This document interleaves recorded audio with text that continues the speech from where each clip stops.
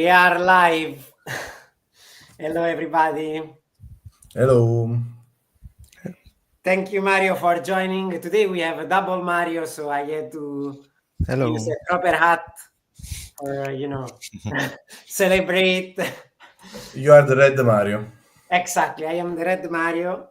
And then we have the original Mario, which is our speaker today.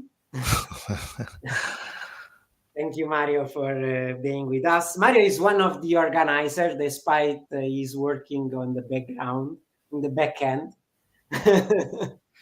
Yeah, thank you for inviting me. And so today we will speak about performance improvement of JVM. I am using, the introduction space where we generally, introduce the teaching of software craft. I guess everyone knows our history. So what I'm going to tell you is that we are working a bit on our channel. So we created, let me show you here. We created the website, ticino.software, is super fresh, so it still needs to be updated, but here you can find all the events with a YouTube link. And at some point here will appear a newsletter box. So our idea is to start using mainly the newsletter channel and the LinkedIn, of course, page, as we usually do. And move out slowly from Meetup. So at the moment, Meetup is still our primary communication channel, but at some point we will mainly use those channels. So keep an eye on our social and on this website, and we will let you know when you have the possibility to subscribe. And that's it. I think this is enough for the intro. And Mario, the stage is yours. Now I bring your presentation up. Thank you, and thank you for inviting me. And it's a pleasure to be with you, with some old friends, and in general with people that have my same passion for craftsmanship. So we like to go a little bit more under the hood to improve our life, to work better. So it's really a pleasure to meet you again, guys. Today, yeah. Today I want to share some exciting finding that I had playing with the JVM. I'm working currently with JVM, but I use also other languages, compiled languages, and I tried a lot of things among Rust, Go. So I like all, no problem. This talk is based on JVM, and I want to do some challenging, a different kind of talk. So let's see if I manage to have these unusual goals. So first promise I do for you and for myself is that the things are changed a lot in the last couple of years in JVM.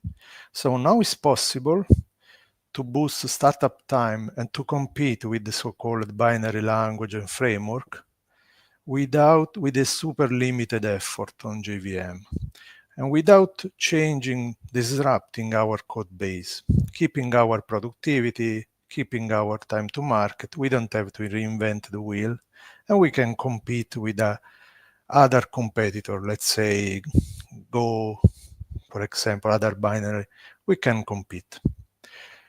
Another goal is that I aim to do, rather than just a step-to-step tutorial, I want to show my mistakes, my learnings, because maybe you can avoid what I did.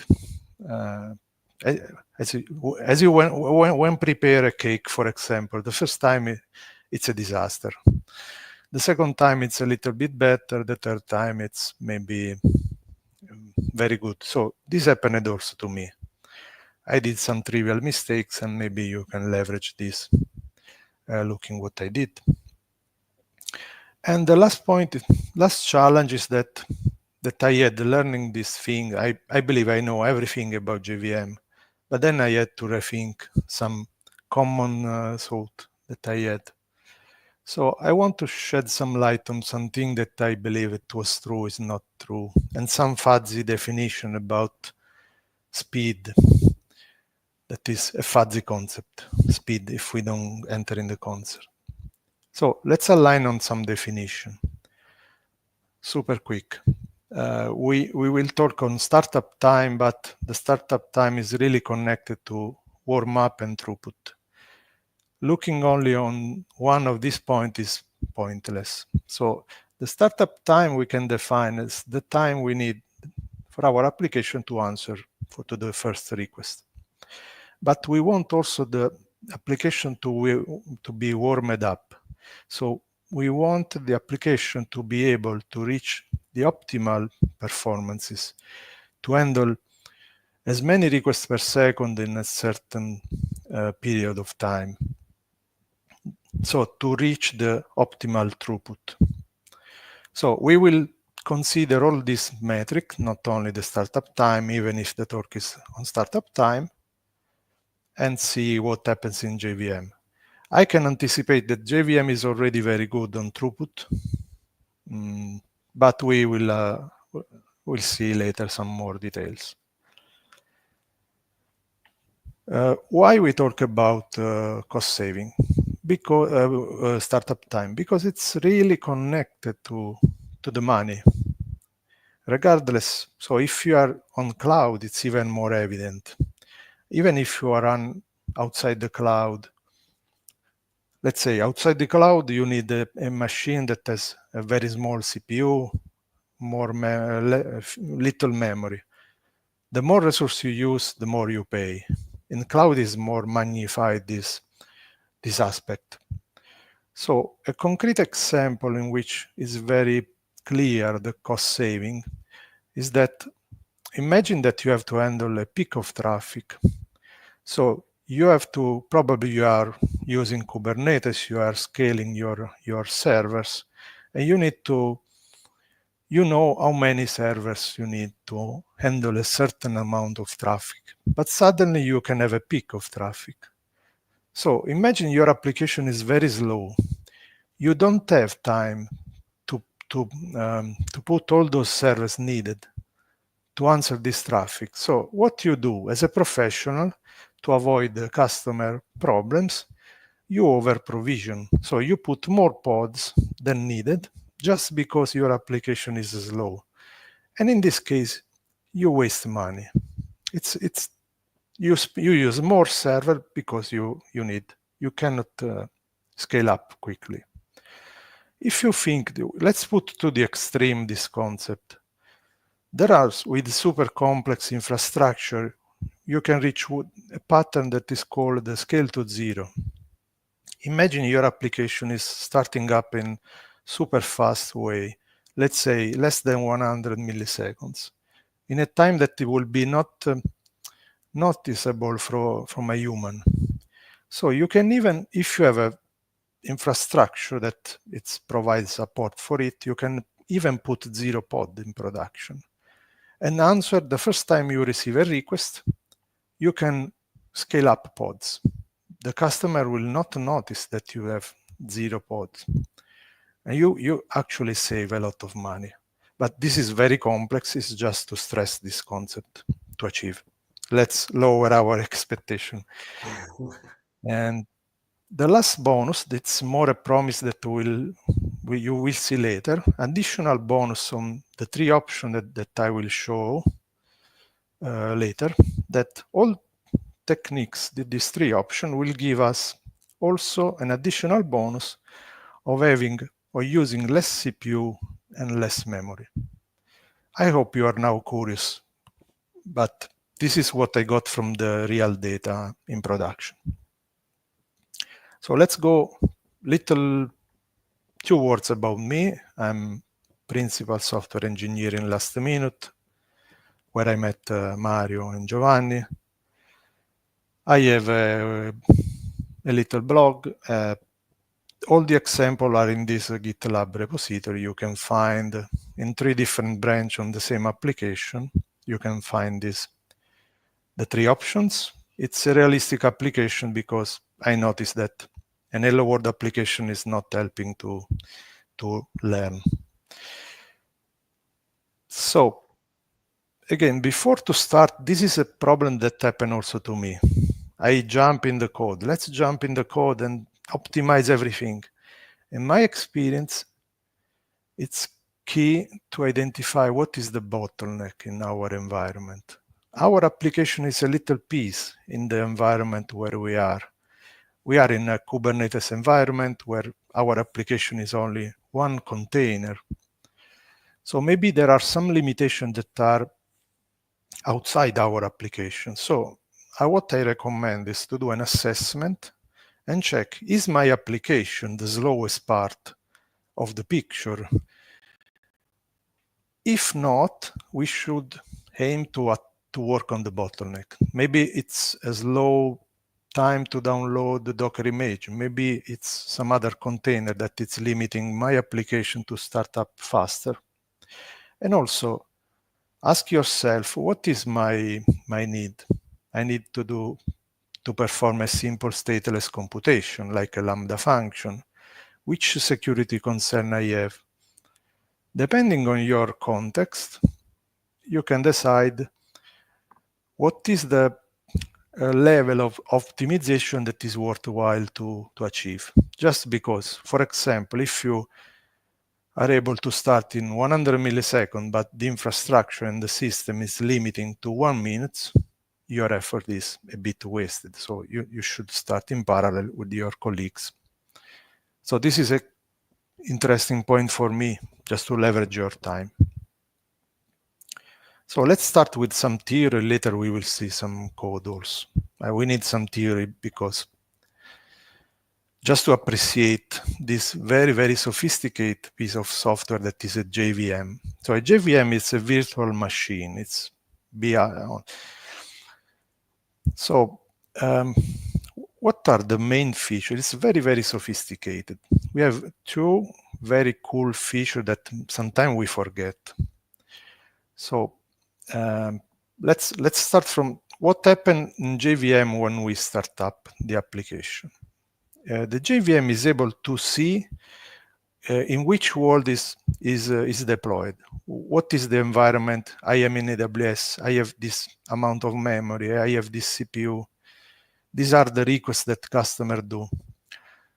So what the JVM do for free, and this is very important, for free, it optimizes the so-called hotspot, so the frequent point, the most frequent access point of the application. How it does? It actually rewrite the code. It's able to compile the most frequent point. It's able to do, it's actually speculate on some assumption, and it's actually also verify the speculation is not correct. I change my mind. It's actually super dynamic. The more you are in production, the more the throughput improve for free. And it's very, very good. You have to do almost nothing in this flavor, let's say in just-in-time compilation. So just-in-time means at runtime, the application, let's say, optimizes itself. This is the second point in this slide. Indeed, let me add a note. I remember when we were doing some performance tests, and actually we were considering a phase which is like warming up, exactly for the reason you just said, which is let the just-in-time compiler do a little bit of work, so you have a more accurate solution when you do the test. So this is very cool, as you said. Yeah. This is the second point. Another point that there is some blaming on this point, but it gives us a lot of some value. It's the dynamic feature that the JVM give us. So, for example, the reflection. If you are using Spring or other framework, with a simple annotation, you can add a capability in the declarative way. You can add a caching capability just by adding an annotation. You can add a circuit breaker capability, adding an annotation. So it's what means that this is a work that the framework, the JVM, does for us. So with a little code, we have a little a very expressive language. So this speed up our time to market. And the dynamism is also meaning that we can put a jar at runtime. It can link if some conditions are met. You can dynamic link jars. So there are advanced features that are useful. What is the problem with this? The price of this dynamism as a cost. So this extra work that the JVM has to do with startup time, you pay with the slower startup time, because at startup time it does a lot more work than also this work, okay, to reach the optimal throughput. So another flavor, usually we use the application in just-in-time flavor. So as I said before, at runtime, improve itself. Another possibility is to use ahead of time optimization. So the concept is the opposite. At compile time, we can do two kinds of optimization, guessing what will be the best execution path. So these steps are divided in two very distinct points. So a first point that is called AOT processing is framework dependent usually. Here, for example, Spring actually is able to rewrite under the hood the context. So it actually translates the code that we write our code using the reflection, and Spring is able to rewrite the context as we would not use the reflection, as we would have done in a programmatic way. It saves, it's a huge work, but it doesn't under the hood. So we write the code in a way that is comfortable for us, and Spring optimize. After the pre-processing, an enhanced bytecode is provided, and then if you have a smart compiler like GraalVM, you can leverage this enhanced bytecode to provide a binary image. We will go later more deep in this option, but just to give a difference, just to remind, just in time and ahead of time are two concepts, runtime and compilation time. We will get later on with more example on this. Okay, this slide is just to highlight that my experience, you need don't use an hello world application unless you think that you learn something. So it's my mistake that I will show clearly with one option. With one option that I tried, I believe I was super cool. But then when I moved to a realistic application, I had to sweat a lot. So I built this application and that is using a database, HTTP calls, reflection, just to stress this concept. It's not really important what the application does. It builds some receipt. It's important that it's a bit realistic. Mario, if you want, before starting with option one, we do have a question. Sure. I'll bring it here. Valerio is saying, is the JVM's optimization process ideally continuous? In other words, does the JVM keep optimizing performance over time? Yes, it's true. I mean, we can help, of course, but the good thing is that the JVM in a just-in-time flavor, it's optimizing itself. So it's actually profile the application, the usage of the application. So the more it's live, the more it try to optimize itself. That is very, very good. And it's a work that does for free. Of course, there are some limitations, but this is a little advantage of JVM with some more static virtual machine. So it's actually able to compile and decompile, do some checks, assumption, and yeah, so that's true. It continuously improves. Perfect, thank you. So let's jump. I will show 3 options. Each option will have some trade-off. So this first one is class data sharing. I want to anticipate that this is super good. The effort is very, very low. My experience is it just works out of the box. It's compatible with even legacy application with some little detail. So it's something that I would recommend to try now. What is the basic idea? The basic idea is to anticipate that work that I mentioned before with the hotspot a little bit before. So the idea is to, let's say, start the application beforehand to produce, to force to produce a pre-worked archive of classes. So this archive contains preloaded, pre-parsed class, some pre-work that is done. You can do some training run and you can produce this archive. And then you can start having this archive that you can imagine it's a file. You can start your application with this file. So you start the application with some work that is already done. More in detail, there are some subtle, more optimization that you can do. You can use an exploded jar instead of simple jar just to avoid to decompress.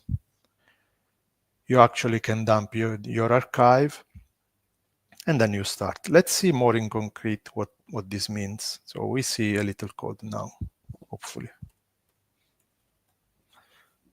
if my application works.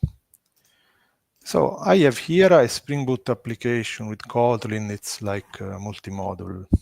And so let's see. Now I just run the first time. Let's say, let me compile.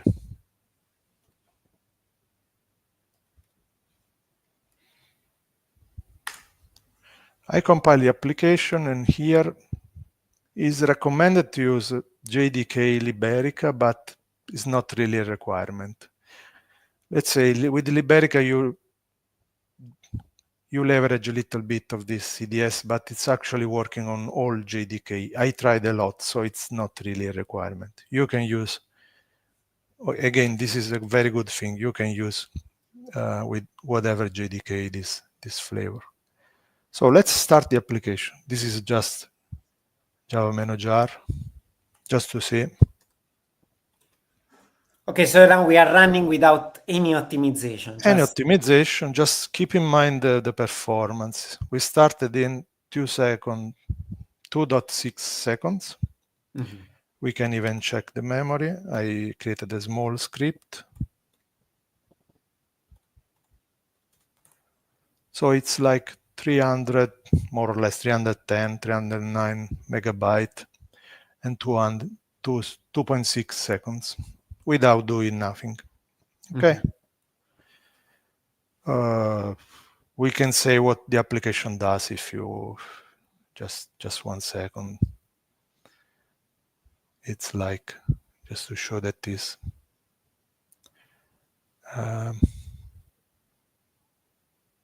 Actually, you can edit some receipts. You can simulate a receipt preparation that actually it's executing some HTTP calls. So it's not it's not an hello world application. Mm-hmm. You have a server, you have a client. There is non-trivial logic, and that's it. It's not really important what the application does, but I have a time-lift template just to make it a little bit more complex. Okay, so let's stop. Let's wait for. Okay, it's finished. Okay. So let's try to use this CDS pattern. So what we can do? This script show the first step. We compile the application as we do normally. Here it's just we explode in a folder, nothing special. Just instead of having a jar, hi Marco. we use a folder. Mario. Hi. Ciao Mario. Because even the compression, it takes some time. Why spend some time uncompressing the application every time? Let's explode. It's for free. Then, what we do here? If we can, and here there should be a limit, can be a limitation on some legacy application. If we can leverage on a Spring AOT pre-processing. So what we do, we tell the application, basically we want to start the application, do some training run, and dump an archive on the disk. So we start the application, say, okay, when you exit, please dump your archive in this file. Then here it's a trick that we can automatically stop the application on Spring lifecycle refresh. Instead of this, we can let the application run and stop when we want. This is a trick to do automatically, okay? Mm-hmm. So the idea is in this step is to start, stop, and generate the file. So we can see here, we can run this. Let's see what is happening when we do this. So we are compiling the application. It's starting. And then we'll stop itself. Okay. It's stopping itself on refresh lifecycle of Spring, and it will produce an archive. This application JSA, it's an archive, okay?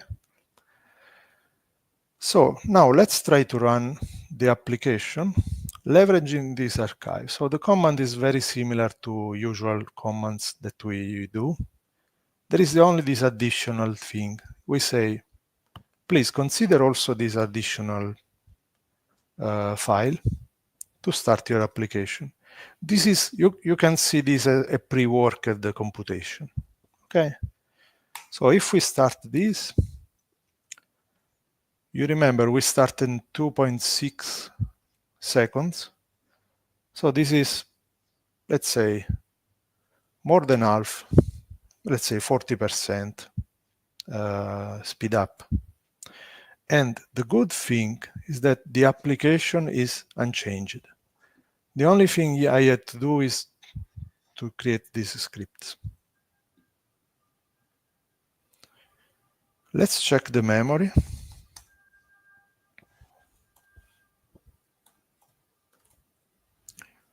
You remember we had 309 megabyte. We also saved some memory. And I tell you something that you don't see now, because it's not visible. You save also CPU. Why? Because you do less work. So you can, in some condition, choose on AWS, for example, a smaller machine with less CPU. So we gain 40%, just to summarize, 40% startup boost. Did not change at all the application, just created some scripts, less memory. Why do not do this? I don't see any reason. But is this working with some specific Java version or just to? Yeah, it's a very good question. The specification starts from Java 5. So you will have, but now I'm using Java 21. Okay. Let's say with the Java 5, or I mean, old Java, you get super limited benefit. At the beginning, the specification was only on the JDK classes. Then they extended more. And I see yesterday they are extending even more this concept in Java 24. Yeah. That is the concept of the... So this is something that probably you have for free. And I would say, go for it. It's super easy to do the same thing in Docker image. So the only issue that I had with some application very complex, I was not able to leverage AOT. So instead of 40%, I got 30% because I had the limitation that AOT was not working. But beside this, it's super good. But Mario, the JSA file is based on the application. I mean the build. I'm imagining to change the application. What happened to the JSA? I have to. You have to regenerate. You have to regenerate. Yes. Yeah. For you, it's better to build during the build or at runtime before starting the application, because it's something related the runtime, no, the execution. You can choose actually. Then it depends. I did it in the build time because you can create. You have to be a little smart to create at the build time. You can start actually a Docker image just before, just to generate the file. Then you can have inside your Docker image also the archive. Mm-hmm. It's very good. Do you need all the bin wired for generating the JSA, or it's just something related the startup of, I don't know, the server or the process, the main process? I'm imagining something like a lazy loading, no? What happened to the JSA? I did not check. Okay. I should verify. Problem. By the way, I have also built on a blog on this, so in case you are curious, I got some. I did some experiments because depending on the optimization you do, you get some improvement. So you got some improvement with just unpacking the jars. Then if you apply the AOT, you got other improvements. So the more option you apply, the better is. If you are curious, I collected some result. It's not me. These are in line with the finding that the community found. Interesting. So this is, I will say, super good in my experience. The only thing I failed a little bit is AOT. But with the little change, you have for free, let's say 40%. To recap, a very important thing in using this procedure, you can have in your application some reflection. Yes, that's cool. Yes.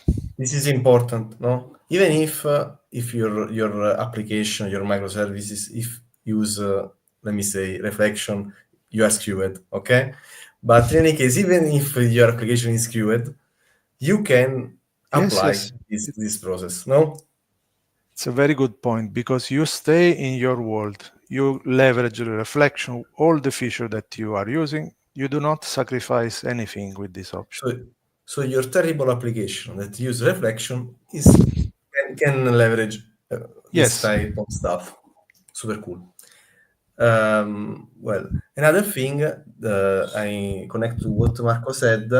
In order to put this stuff into ACI, no, not build time but ACI, it's possible to use something like Pulumi in order to something like infrastructure as a code in order to to make a run, an example run in order to, let me say, generate the JSA, no? Yes, you can touch this. Instead of this, you can do some testing pipeline. You can train your application and you can generate this file that will be more useful, more effective than this. But even with this simple change, you see, we obtained a lot of. Awesome. So this is very, at least for me, it's very interesting. You can apply today. So let's see the next point. This one is very interesting. The concept, the crack option. the concept is very similar to CDS, can be seen as the same, but is substantial different. So the idea is similar. We beforehand we start the application leveraging a feature on Linux OS. With Linux, you can actually freeze an application at a very, very low level, OS level. Actually, hibernate the application. I don't know how. So you can save everything, the state of the application at low level, and you can resume later. This is very cool feature. The only problem is that you need to take care of manage the resources between and after this phase that is called the checkpoint. So Microsoft and Zulu added the crack specification on top of CREW to make this process safe, a little bit more safe. So the contract is that you can do that as long as you are on Linux and you actually take care of what to do on these hooks.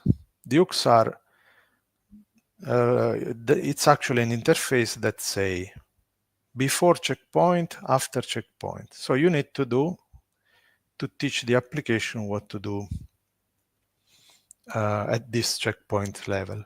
The good news is that for well-known library or application, Spring or other service took care of this, doing this.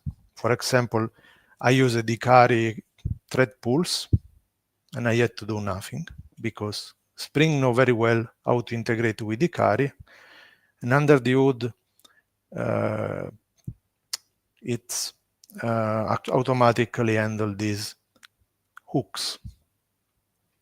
So just to summarize again, the steps are start the application, do some training run, and freeze. But this freeze is now very different from the other before. It's a very, very low level. You store everything, the variable state, everything, and then you start from a resume point. Let's see. So it will also store the optimization done by the just-in-time compiler. Yes. Okay. Also with this other option, you still have the just-in-time flavor. You have all the reflection, all the dirty thing that you want. Mm-hmm. You don't have to change.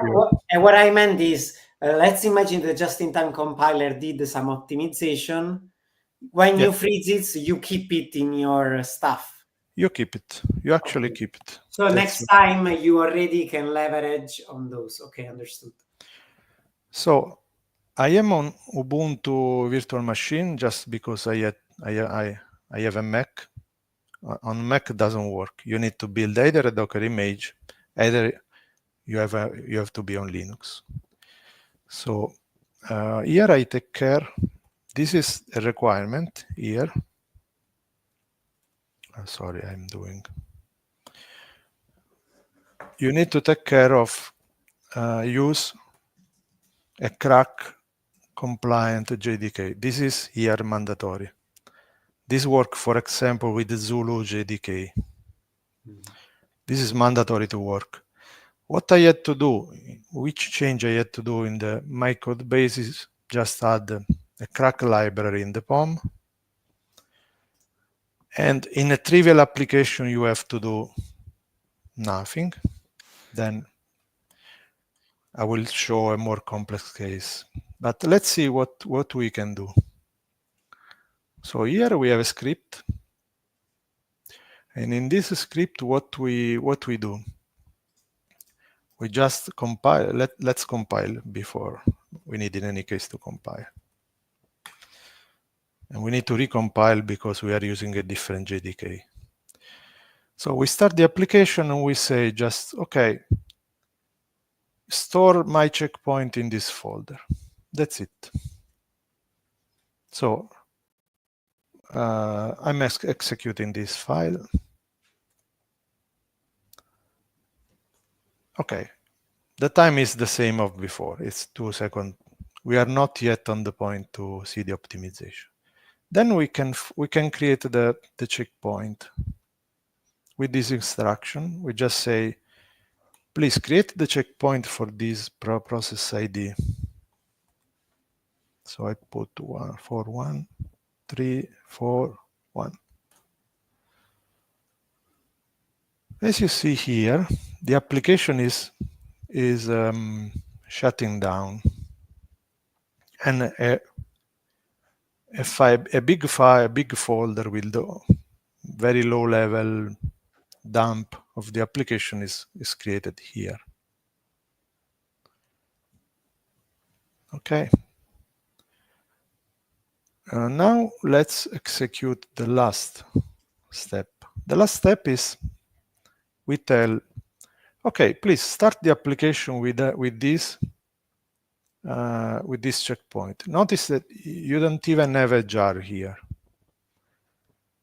And you can also pay attention to the log when I'm going to. So this is step 3. So if you see here, you only see a portion of the logs because what happened before is already happened. It's already in that time. Another thing to notice is the time. Now we have 90%, 95% of time. This is comparable to Go, to Rust. This is amazing. This is amazing. And we are staying with our JVM, with just-in-time. Do not change everything. It sounds cool, but there are some very caveat. Let's see the memory. Anyway, I can show the memory it's the half. We save memory, and I promise you save also the CPU because you are doing much, much less work. So you save memory, CPU, and you stay with your comfortable environment. Now, it seems so good. Let's share my pain. So there are two big pain. Let's say I try to do this stuff with Pet Clinic in memory, the famous Pet Clinic in memory. Wow, super good, Mario, you are very good. Then I say, okay, let's try with MySQL and JPA.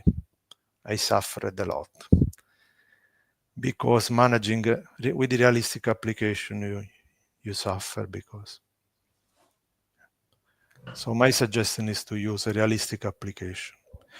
The other big concern, and I think Giovanni and Marco are very careful of this, are the security concern. Because here we are storing everything. If you have a secret, it's there. So if you have a very strict security concern, either you implement a very complex pipeline, either, I don't know, think twice.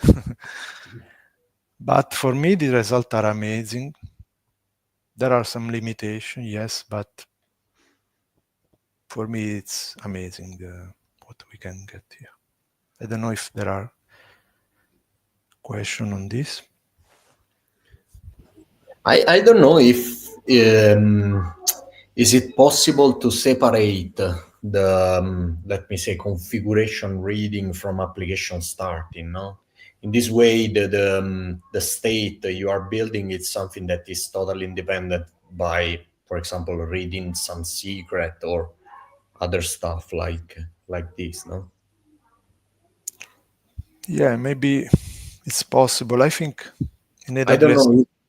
It's something that could be done at application level. I mean, something from application point of view, you can separate the application starting from the yes, the wiring of the bin, the creation of database pool, because we create everything at the startup, no? But if you separate the secret reading, is something that you can demand on the lazy part, no? Yes. The other stuff could be just stored in this. Yeah, this is a very good idea. You can rewrite your application, separating this concern. It will cost, you need to rewrite, but you save also the security concern. Yeah. Yeah, you all the identify basically the problematic stuff. all the starting part could be demanded to, for example, wiring I don't know, if you are using a web server, you can just wire the web server and the other stuff that can be done and saved in your state, and then your application could be separated. I'll do another example that can be problematic. Imagine you start and you cache some IP address, and then you start the application some day after.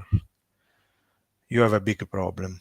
So I think you need to be aware of what is happening and maybe refactor the application. So this example is trivial, but in production, the life is.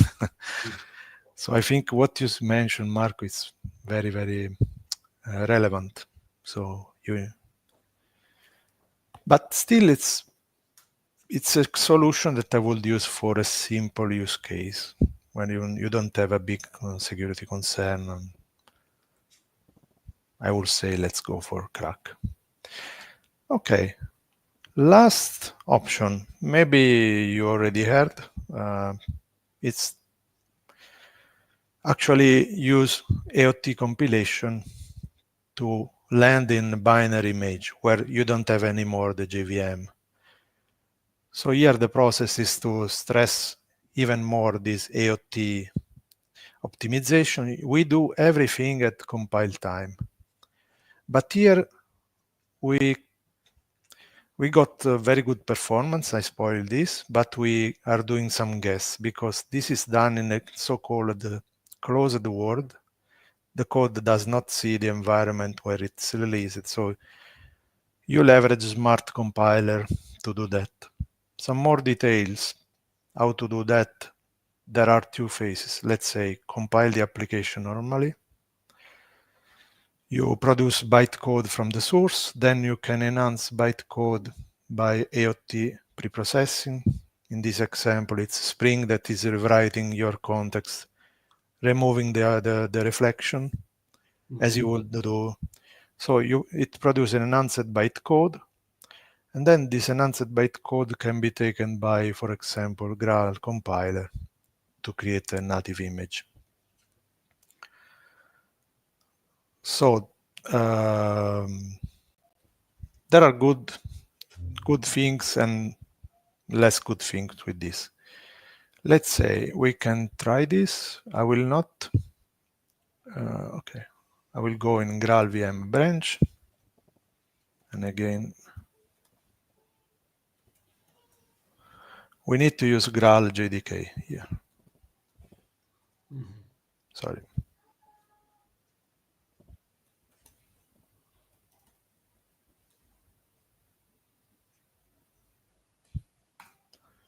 So let's say, okay, I will not compile because this is the first pain point that I mean. It takes 3 minutes. In my Mac, that is a Silicon Mac M2, blah, blah, blah. Why it takes 2 minutes? Because all the optimization are done now at compile time. Graal VM is doing a lot of optimization. It's performed the so-called reachability process. It tries to guess, okay, from this starting point, you need all this output. It try to remove what the compiler think is not useful, it remove. And it's not able to see the reflection because it's... So somehow we need to teach Graal to... We need to help. So let's see, first of all, let's run it. I have a script with a prepared executable just to see what we can get.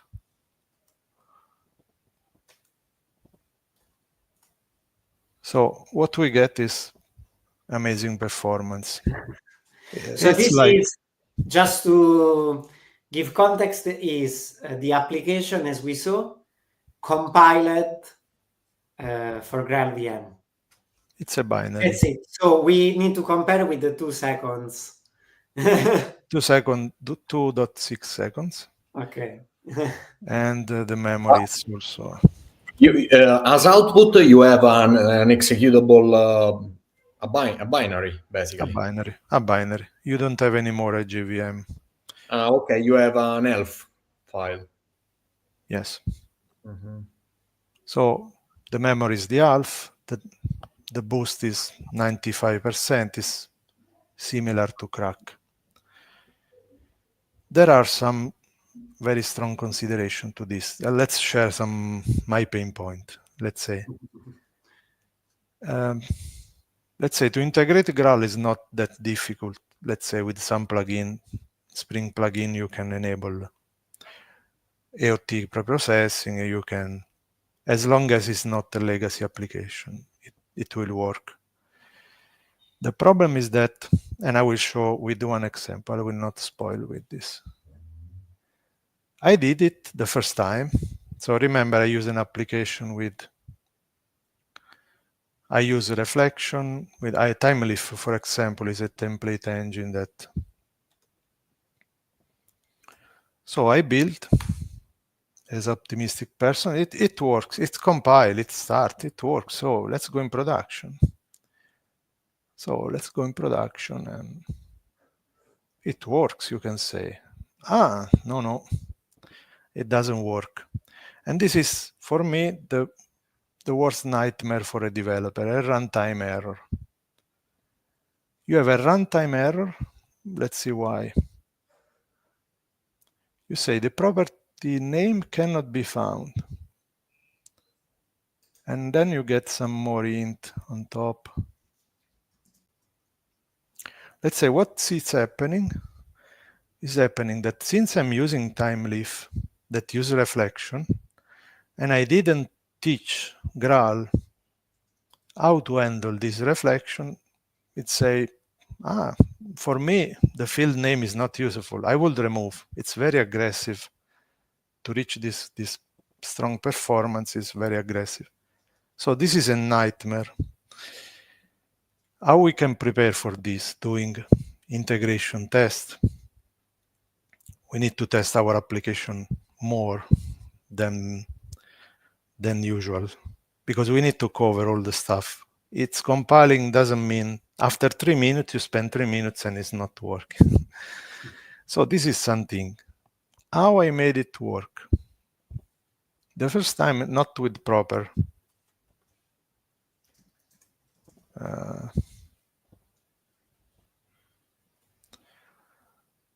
I was reading some article. Okay, let's teach. You can teach Graal. Okay, field by field, error by error. Try. Okay, teach that. Okay, this bean will use a reflection. This other bean will use a serialization. You teach. Okay, you tell Graal, do not remove this. Please do not touch because it will not work. And this is the naive approach. Actually, there is a kind of contract with the library, that each library that want to be integrated with Spring or provide a JSON file that teach Spring how to use in AOT flavor. So a better way is to take this Timeleaf JSON file, that is a definition you can put in your project, and you can avoid to do this manual runtime. And it's even more safe because they tested. It's not that I'm testing Timeleaf.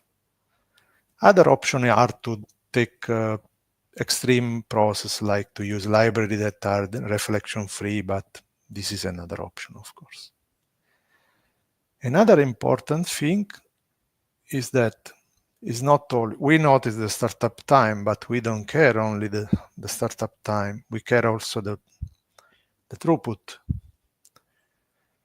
And what also the GraalVM team suggests is that if we just do this, is not enough. It's not the throughput that we have is not optimal, because we build the application in a closed world. It cannot see the environment. So even if you have a complex application, the throughput is not optimal. You can reach optimal throughput if you do additional run with a profile guided optimization, so you can run your application, you can dump some profiling, and you can include this profiling to Graal, and at the end you will get everything. But this is another step. So summarizing with Graal, you have slow compilation, super fast time, possible runtime error, and you have to do this testing, more deep testing and profile guide optimization to stay on the same level of feature parity. And the time, here you see the time that I got here, it's 2 minutes and 30 seconds. What it does is super complex. And you can apply a lot of optimization. You can give some hint. Here we need to help the JVM, the compilation. Because basically what happens is that, of course, we don't have anymore the just-in-time compiler that work for us and optimize the code. So the only stuff they can do is, if you tell me which are the most optimized, path, I can consider those in my compilation. So that's why you need to profile. Interesting. Yes, this is a very strong approach. I mean, you need to test a lot. It's not so easy to put something in production with this. And above all, with if you have old libraries or legacy stuff that used a lot of reflection or stuff like this. Let's say Spring helps, but you have a new library that Spring doesn't know, you start to suffer a lot. Or you have to choose by one the library and see it's compliant. But it's another topic, the libraries and or framework that you're using in your architecture. And so before some other question, I did like a resume of maybe this solution. And yeah, maybe this is there is not a clear winner depending on your use case, on your context. Let's say with the class data sharing, you got 40%, up to 40% improvement, and you are safe, pretty safe. So the boost is not the best, but you get something for free, I would say.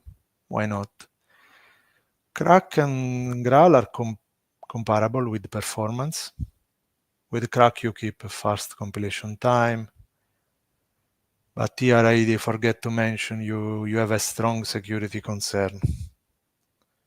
And you have some strong limitations. And also the JDK, I think you said not all the JDK support. No, with Crack and Graal, you need to use that specific JDK. While with Graal, you have this additional constraint of closed word. So actually, a thing that I didn't mention, you have to renounce on some feature. Some feature you cannot have with Graal. So not all the features are remappable to Graal. So you have a little limitation. And then, okay, it's up to you to choose what is best. But I think having this option, you can decide. yeah, this comparison is super useful because you analyze the pro and cons, and also from other point of view like security or runtime concern. It's great work.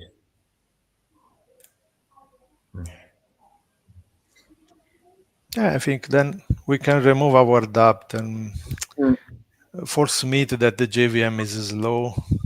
Well, I would say depends. We can reach, this performance that are. I do not accept anymore that someone say the JVM is slow. No, depends. we fight with other framework and languages. With this optimization, we can have keep our good development environment. We can have reflection with some annotation. We can deliver value.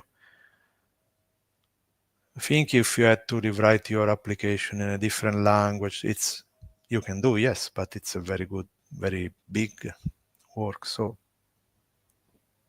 for me, this is a very interesting topic, even if I like also other language. I don't mind too.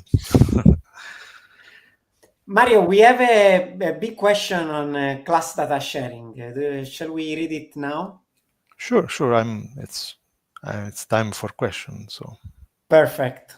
So is like 5 block, right? So CDS is currently not compatible with most Java APM, so Datadog, Elastic APM agent, as the agents modify the class path by injecting additional classes early in the bootstrap process. CDS requires that the class path used at runtime exactly match the one used during the archive generation, so order sensitive. Injecting any Java agents breaks archive validation because the runtime class path of the application will not be equal anymore to the class path of the trained JSA. A warning is emitted at startup. Sharing is only supported for bootloader classes and class loading logs. Confirm that most classes are not loaded from the archive. Using any APM Java agent is quite common in production, and so it breaks archive validation and disables CDS. Have you addressed or investigated the use of CDS with agents in production? No, actually, I did not yet. This is actually, I said it works 100%. All the time is not true. It works in most of the cases, but yes, it's true because the agent manipulate the code. And yes, and you can have the tools to get what the logs from the CDS archive it's excluding, if it's excluding relevant classes. So it's not totally for free, it's true. I don't have experience with the Java the agent production. That's true. Yeah, it's a point that it's a good point to it's also a very good consider. point. But my understanding here is not my area of expertise. So my understanding is still usable, but we maybe, what Roberto is saying, that we maybe lose most of the benefit because we will leverage only on few parts and not all the others, I guess, because it's a warning if I read it well. Yeah, we have to take some choice when we integrate with some library framework or like Dynatrace, for example, that manipulate code. It's like they give us something, but they limit our freedom. So it's true. Nice question. Let's see if we have something else. I don't see any additional question. Marco, do you have other questions? I was waiting for some Sharras question about that they are not.